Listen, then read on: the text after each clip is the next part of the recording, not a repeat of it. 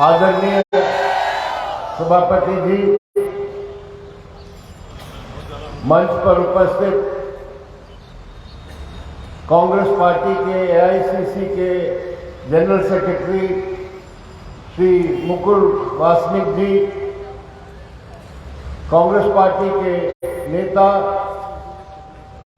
Doctor Ajay Kumar, हमारे उम्मीदवार comrade पवित्र कार और मंच पर उपस्थित अन्य नेतागण, मेरे प्रिय भाइयों बहनों और बंधुगण, त्रिपुरा का विधानसभा का चुनाव 16 फरवरी को होगा और ये कोई साधारण चुनाव नहीं है। पिछले 5 वर्षों में त्रिपुरा में जिस तरह जनतंत्र पर हमला हुआ है, जिस तरह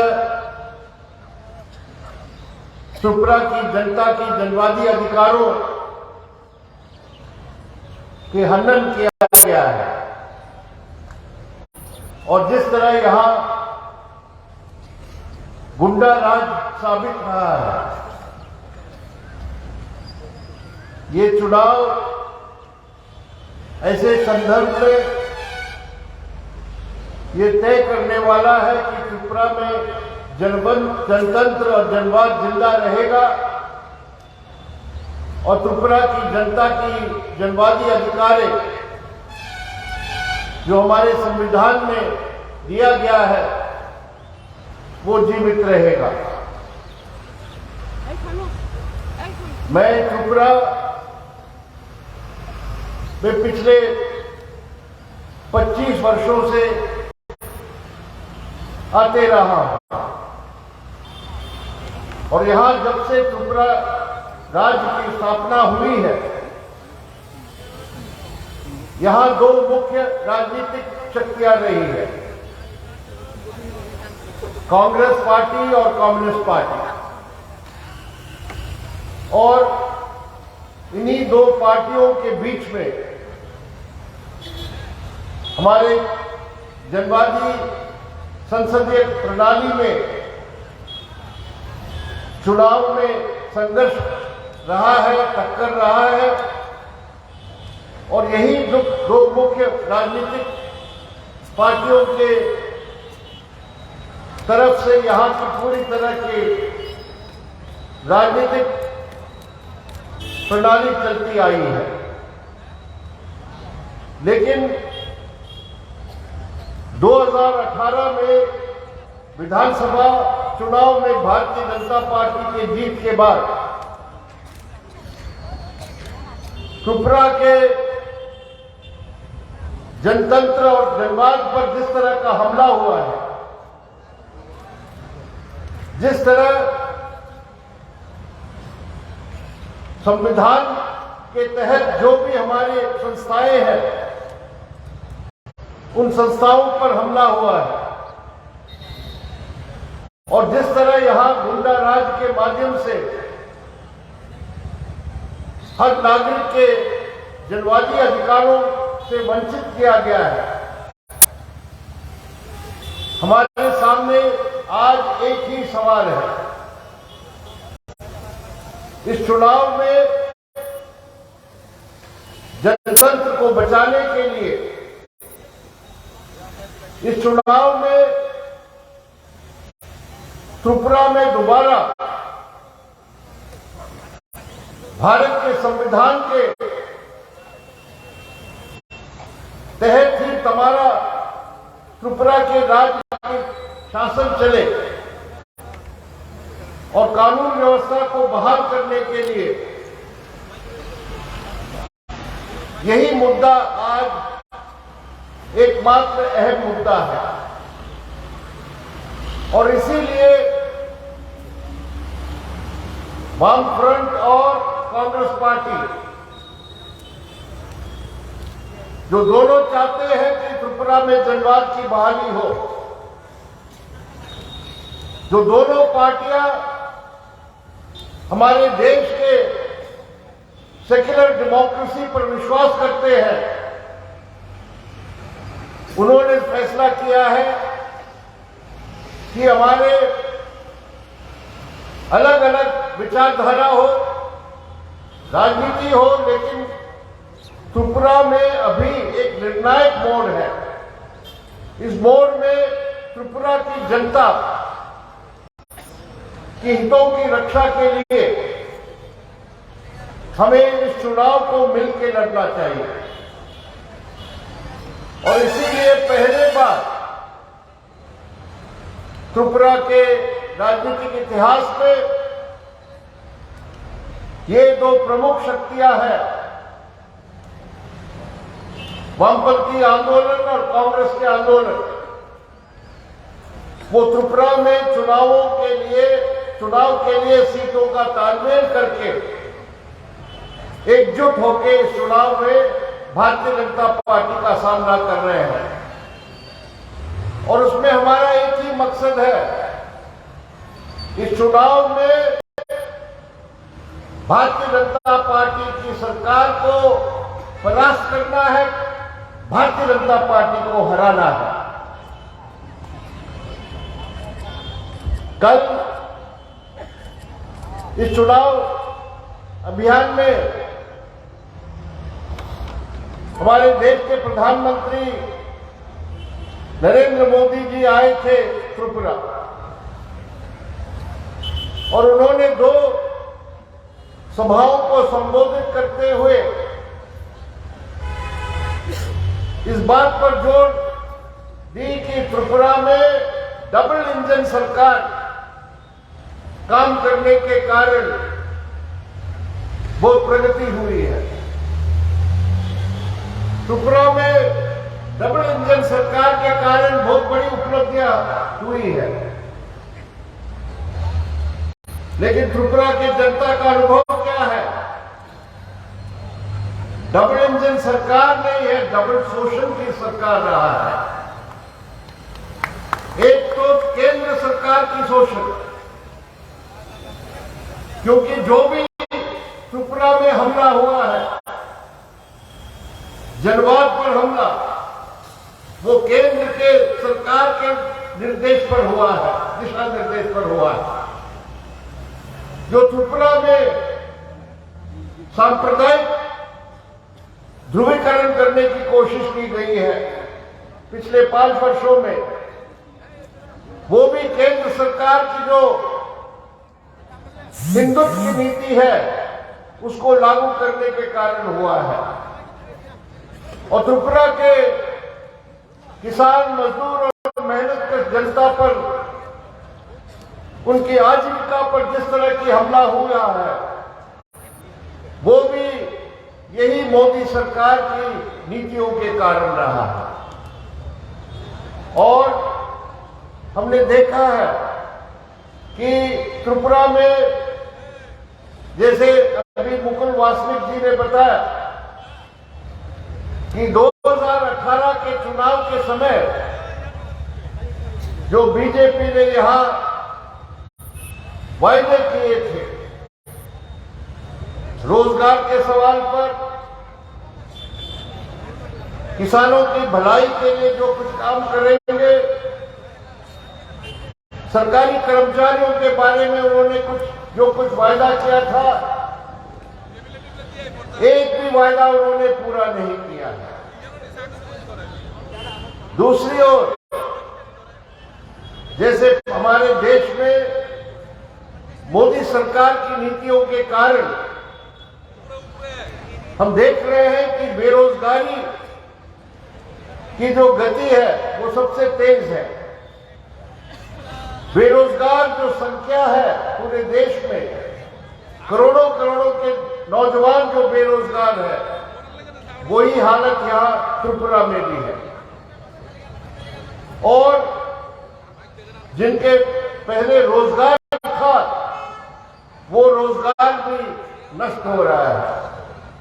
यही यहां इंडस्ट्रियल एस्टेट है आपके, बगल में, वहां जाके देखिए कितने इंडस्ट्री बंद है, पूरी तरह ठप पड़ा है। जो मजदूर वहां काम करते हैं वो आज बेरोजगार है।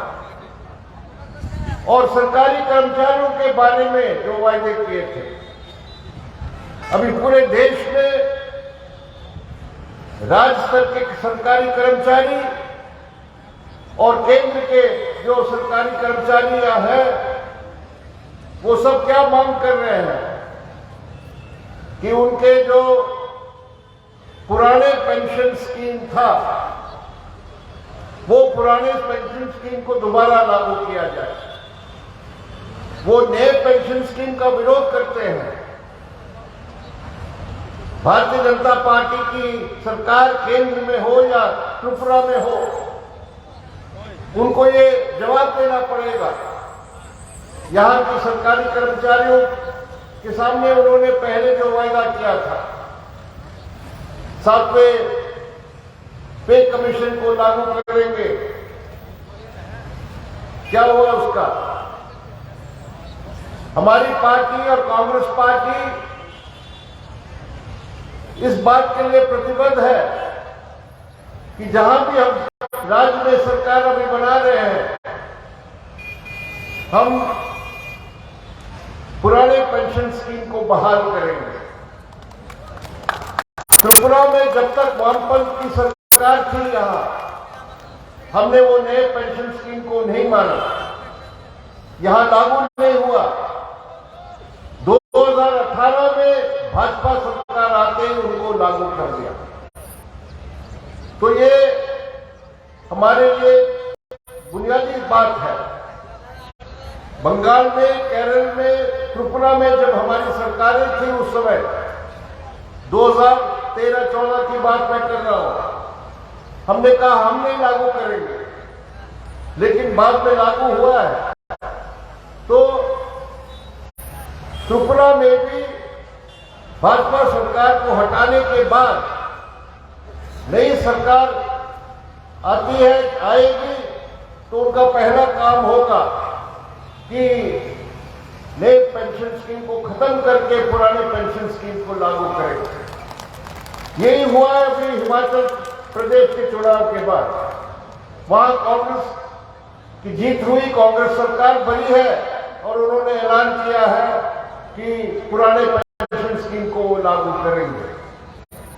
तो मेरा कहना यह है कि बहुत से जो मुद्दे हैं हमारे चुनाव के घोषणा पत्र में हमने बताया है, जैसे मनरेगा का सवाल है।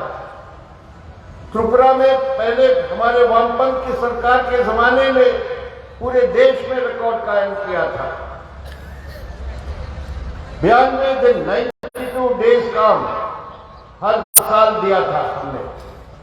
अभी क्या है रेगा का अभी रिकॉर्ड इस सरकार की, उससे आधे से कम है। तो ये रेगा का सवाल हो, शहरी रोजगार के गारंटी का जो स्कीम जो लागू हुआ था पहले, उसका सवाल हो, और त्रिपुरा में सबसे बड़ा सवाल जो है अभी, वो है कानून व्यवस्था को दोबारा बहाल करने का। महिलाओं पर जिस तरह का अत्याचार हुआ है, ये अगर पूरे आंकड़े देखा जाए पूरे देश के, तो ये अत्याचार सबसे ज्यादा त्रिपुरा में हुआ पिछले 5 वर्षों में।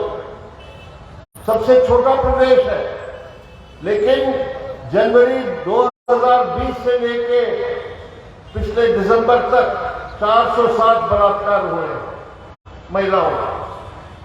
तो ये सब सवालों को लेके हम मिलके लेफ्ट फ्रंट और कांग्रेस नई जो वैकल्पिक सरकार बनेगी, इन तमाम सवालों के लिए प्राथमिकता से हम कदम उठाएंगे। लेकिन सबसे बड़ा सवाल, जैसे मैंने कहा, त्रिपुरा के लिए और पूरे देश के लिए ये बहुत महत्वपूर्ण है कि त्रिपुरा में जनतंत्र की बहाली हो और जनता की जनवादी अधिकारों की सुरक्षा हो। तो उसके लिए हमें मिलकर काम करना पड़ेगा। अभी चुनाव पोलिंग दिन से सिर्फ 3 दिन रह गया है और हम जानते हैं भारतीय जनता पार्टी क्या क्या कर रही है। जनता के मत देने के अधिकार पर हमला करने के लिए साजिश कर रही है और बाइक वाहिनी हो और जिस तरह के करोड़ों करोड़ों रुपए का पैसा बहाया जा रहा है, ये सब हम जानते हैं। तो सतर्क रहने की जरूरत है और मुझे पूरा विश्वास है कि जिस तरह इस चुनाव अभियान में हमने देखा है, जो लोग आगे बढ़ के आए हैं, शामिल हुए हैं इस चुनाव प्रचार में और जो जागृत एक जोश जनता में है, इसको देखते हुए 16 फरवरी को अगर सब मिलके सड़कों पर उतरेंगे, हम जागृत रहेंगे, तो ये तमाम साजिशों को हम फेल कर सकते हैं।